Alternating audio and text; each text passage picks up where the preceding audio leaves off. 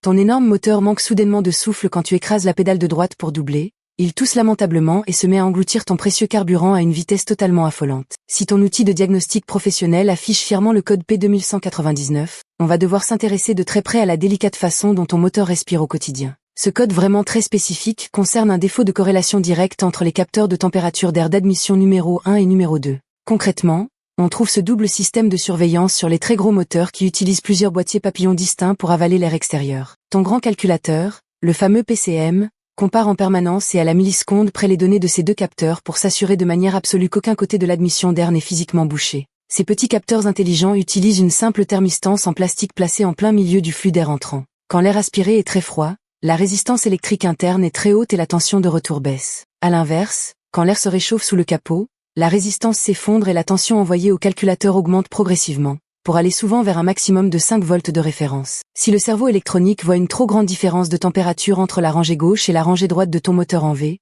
il ne comprend plus rien au dosage du mélange entre l'air et l'essence. Par sécurité, il allume le grand voyant orange et bride sévèrement tes performances. La toute première chose logique à faire dans ton garage est d'ouvrir les boîtes à air. Un simple filtre à air complètement encrassé par les feuilles mortes ou un gros nid de rongeurs planqué dans le conduit en plastique suffit amplement à déclencher cette panne asymétrique. Si tes éléments filtrants sont impeccables, sors ton fidèle multimètre, ton DVOM, et un bon petit thermomètre infrarouge. Teste scrupuleusement l'alimentation électrique de chaque capteur avec le contact mis sur la première position. Tu dois impérativement trouver une belle tension de référence de 5 volts et une tresse de masse parfaite vers le châssis. Ensuite, mesure la température réelle de l'air entrant avec ton pistolet laser et compare la tension de sortie exacte du capteur avec le précieux tableau technique fourni par ton constructeur. Si l'un des deux capteurs te donne une tension qui correspond à 40 degrés en plein cœur de l'hiver, tu as trouvé le grand coupable. La résistance thermique est morte et enterrée. N'oublie pas d'inspecter méticuleusement tous les petits-fils du faisceau, car ces fameux capteurs sont souvent placés dans des zones très exposées aux fortes vibrations du moteur qui finissent inlassablement par cisailler les fins câbles de cuivre juste au ras du connecteur en plastique.